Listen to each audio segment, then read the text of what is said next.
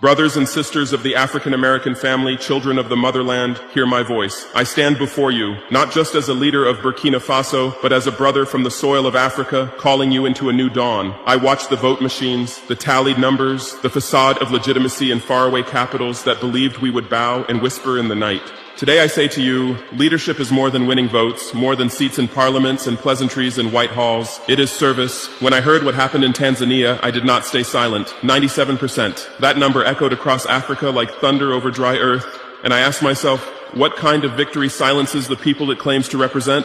What kind of democracy fears its own reflection? I watched leaders celebrate while the streets whispered. I watched the numbers rise while truth sank beneath applause. And I said to myself, this is not leadership, this is theater, a show performed for those who believe the African spirit can be bought with percentages and praise. But Africa has changed. Our people are awake. From Dar es Salaam to Detroit, from Zanzibar to Harlem, a single truth is rising. We are no longer afraid. Tanzania's election is not an isolated story. It is a mirror held up to the entire continent. It asks, will we continue to be spectators in our own destiny, or will we reclaim the meaning of power itself? I speak today not against Tanzania, but for her, for the youth who see injustice and still dare to hope, for the soldiers who serve a flag that must stand for the people, and for the mothers who raise sons that the system would rather silence. To my brothers and sisters in the diaspora, your fight and ours are one. You marched in Selma, we rose in Ouagadougou, you shouted freedom now, we shout sovereignty forever, and together our voices will shake every false throne that still claims to rule Africa. I have said before, and I will say it again, leadership is not about standing above the people, it is about standing among them. I learned this not from books or speeches, but from the dust of our villages and the eyes of those who refuse to give up. When I look at Tanzania today, I see a lesson written for all of us, a lesson about what happens when leadership becomes a title instead of a task. You can hold every office, you can command every soldier, you can win every election. But if you cannot win the trust of your people, you have already lost. A leader must walk through the markets where mothers bargain for food, through the farms where youth bend under the sun, through the schools where children dream of tomorrow. If you do not hear their voices, your throne will crumble in silence. Too many leaders in Africa fear their own citizens more than they fear injustice. They build walls, they silence critics, they worship numbers instead of nurturing truth. That is not governance. It is cowardice dressed as stability. To my brothers and sisters in America, you know this pain. You know what it means to be told you are free while still fighting for breath, still struggling to be seen. Your ancestors built empires that never thanked them, just as our farmers and miners built nations that still forget them. But leadership, real leadership, begins when we reject that forgetting. When we remember that every vote, every policy, every law must be measured not by how it serves power, but by how it serves people. The farmer who tills the soil in Arusha, the student studying by candlelight in Baltimore, they both deserve to feel the dignity of being heard. I did not come to lead men. I came to awaken them. Leadership is not about commanding fear. It is about commanding respect through service. If your people are afraid of you, you have built a prison, not a nation. That is why I tell every president, every prime minister, every commander across this continent, step out of your offices and meet your people. Do not wait for applause in foreign capitals. Seek approval in the eyes of your citizens. The world will respect Africa the day Africa respects itself. And to the diaspora, I say, leadership belongs to you too.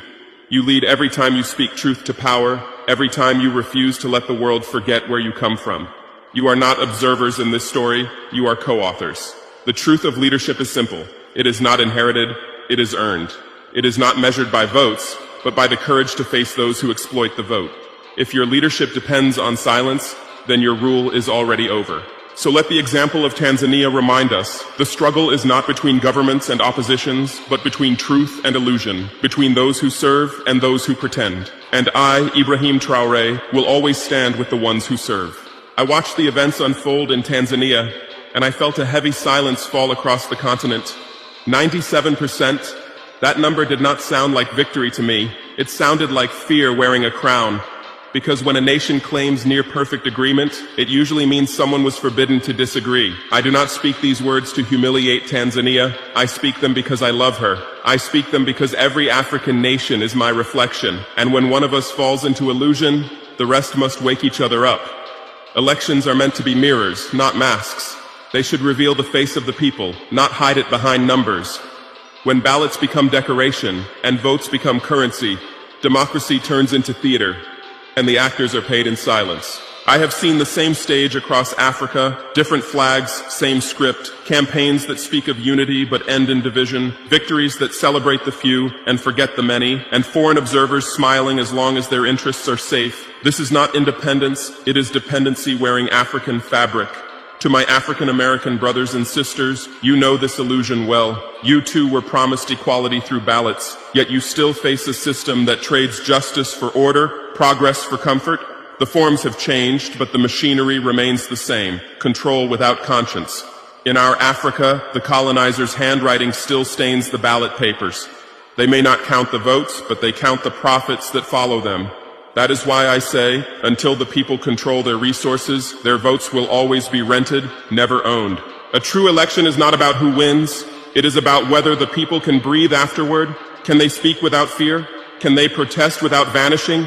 Can they see their lives reflected in the policies of the state? If not, then the election was not a choice, it was a command. I tell every African leader, do not confuse calm with peace. Silence is not approval. Sometimes the quietest nations are the ones closest to eruption. The people may be patient, but patience is not surrender. It is waiting for the right moment to stand. And that moment is coming, not just for Tanzania, but for Africa as a whole. From the Sahel to the Great Lakes, from the streets of Kinshasa to the neighborhoods of Atlanta, a generation is waking up. They have seen too many false promises, too many manufactured victories, too many dreams sold to foreign donors. They are ready for truth, not slogans. I say this to those who govern. Power is not your property. It is a trust. And when you betray it, the people will reclaim it, even if it takes generations. For no empire, no presidency, no fabricated victory can outlast the hunger of a people who know they deserve more. The illusion is breaking. You can see it in the eyes of Tanzanian youth who refuse to be silent. You can feel it in the voices of African Americans who chant for justice. You can hear it in every African heart that beats for something real. The time of fake elections and borrowed legitimacy is ending. The time of awakened people is here. When I speak of Africa, I do not speak of borders. I speak of bloodlines. Because the chains that once carried your ancestors across the ocean did not break our connection, they marked it. The Atlantic did not divide us. It only stretched the distance between our beating hearts. My brothers and sisters in the diaspora, you were taken, but not lost. You were wounded, but not defeated. You carried Africa into the plantations, into the streets of Harlem, into the songs of gospel choirs and the marches for freedom. You turned pain into rhythm and captivity into creation. You kept our soul alive. When I see the struggle of African Americans today, the fight for dignity, for justice, for safety, I see the same fight we wage on the continent. We are confronting the same enemy wearing different uniforms: exploitation, corruption, dehumanization. The system that enslaved your ancestors never truly died. It just changed its vocabulary. It no longer chains our wrists. It chains our economies, our elections, and our minds. But now, Africa and her children are awakening together. Tanzania's election exposed more than one nation's wounds. It revealed a shared truth across all black lands. We are still fighting to own our destiny. The question is not whether we will fight, it is whether we will fight together. I call on every African American, every Caribbean soul, every child of the diaspora, look toward Africa not with nostalgia, but with purpose. The continent you came from is not begging for pity, it is calling for partnership. Our liberation is incomplete without yours. Your progress is hollow without ours. Imagine this, an Africa powered by its own resources, defended by its own armies, taught by its own scholars, and connected to the diaspora's wealth and wisdom. Imagine a bridge where ideas, businesses, art, and courage flow freely between Atlanta and Accra, between Dar es Salaam and Detroit. That is Pan-Africanism, not as a slogan, but as a living system. In Burkina Faso, I tell my soldiers that sovereignty is not isolation. It is collaboration on our own terms. The same applies to you, my family in the diaspora. You have influence, you have knowledge, you have reach. Africa needs you not as tourists, but as partners, not as outsiders visiting a heritage site, but as builders of a shared future. And we, on the continent, must also change. We must treat you not as foreigners, but as homecomers. The gates of Africa must open for her children, not as guests, but as heirs returning to rebuild what was stolen. You are the living proof that the African spirit cannot be erased. You built culture from captivity. You made rhythm from suffering. You turned oppression into strength. You are Africa's heartbeat across the water. Now that heartbeat must sink again. When you rise, we rise. When we fight corruption, you amplify our voice. When you build in your communities, we mirror your courage. This is how we win, not as separated struggles, but as one unstoppable wave. Our ancestors were divided by force. We must reunite by choice. This time, no slave ships, only ships of purpose. No masters, only brothers and sisters. No chains, only links of unity. So I ask again, will we be spectators of history, or will we write it? The answer will define this century. My brothers and sisters, awakening without action is a dream unfinished. Awareness is the spark, but action is the fire that lights nations. It is not enough to feel proud of Africa. We must build her. It is not enough to admire the struggle. We must join it. For too long, the oppressor has studied our rhythm, learned our weakness, and used our separation as a weapon. But now it is time we learn each other again. Time we organize beyond slogans, beyond flags, beyond continents. Because no border drawn by colonizers can divide a people chosen by destiny. To my brothers and sisters in the diaspora, I give you a directive, not an invitation, a call. First, reclaim your story. Do not let others write your history while they erase your heroes. Teach your children about Sankara, Nkrumah, Lumumba, and let them know their names belong beside Malcolm, Martin, and Harriet. Let the young black child in New York know that his courage comes from the same flame as the Burkina soldiers standing watch at our borders. Second, invest your mind and your means back into Africa, not as charity, but as inheritance. The continent does not need saviors, it needs partners. The African-American entrepreneur must look at Africa not as risk, but as return, the return of dignity, ownership, and power.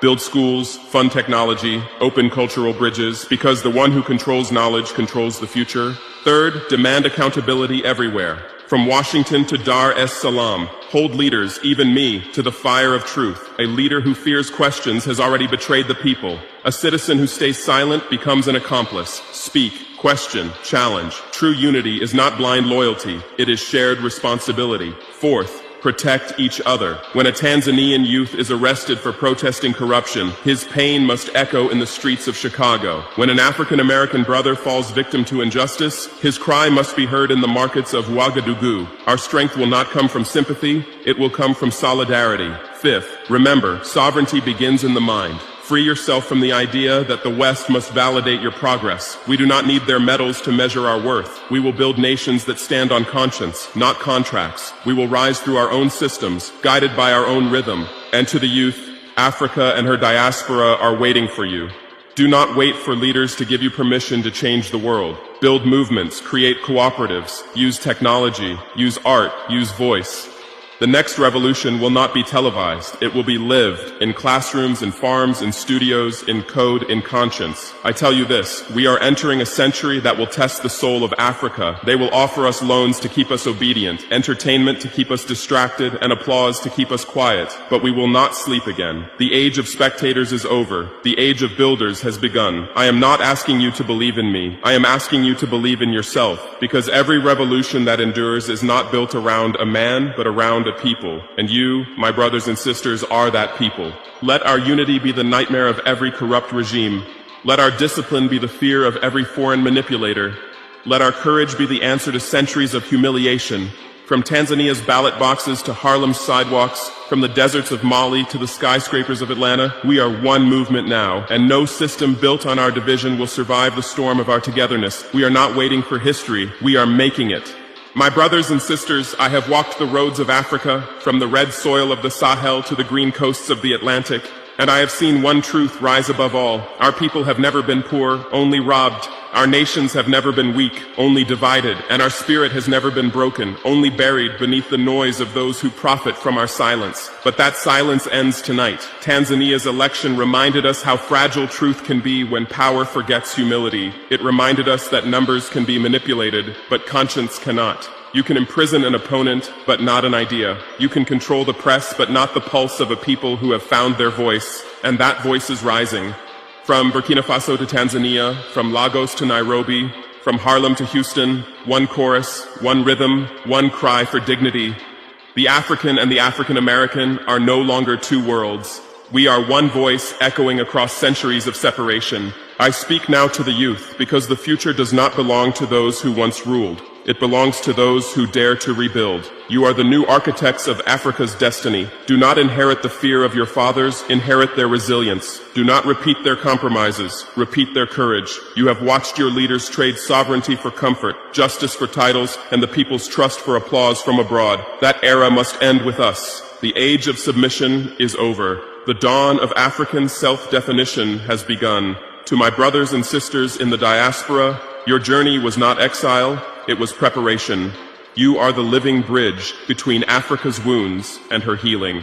The world has studied your culture, copied your art, and consumed your genius. Now let them witness your return, not as guests, but as heirs reclaiming their inheritance. You built nations that denied your humanity. Now come home and help us build nations that will define it. Bring your knowledge, your courage, your creativity. Let your freedom fuel ours, and let our sovereignty strengthen yours. And to my fellow leaders, whether in Tanzania, Nigeria, Ghana, or anywhere else, listen well. The people are not property. Power is not ownership. Leadership is not a license to rule. It is a duty to serve. If you fear the truth, you do not deserve the throne. If you silence your people, you have already lost them. We must govern like guardians, not like gods. Our hands must build, not bleed. Our hearts must guide, not grasp. And when we falter, we must remember that the true measure of a leader is not how long he reigns, but how deeply he serves. A new dawn is coming, and it will not wait for the timid. The old order trembles because it knows its end has begun. The colonial currency will fall. The foreign bases will retreat. The puppet regimes will crumble. Because the power of a people united by truth is stronger than any army chained by lies. I say to the youth of Tanzania, rise. Do not let your votes be the coffin of your hopes. Let them be the weapon of your rebirth. Stand for justice without hatred, for change without chaos, for power without corruption. And to my African American family, keep marching, keep speaking, keep teaching, because your fight for equality in the streets of America fuels our fight for liberation in the fields of Africa. We are one revolution carried in two languages, born from one pain, destined for one victory.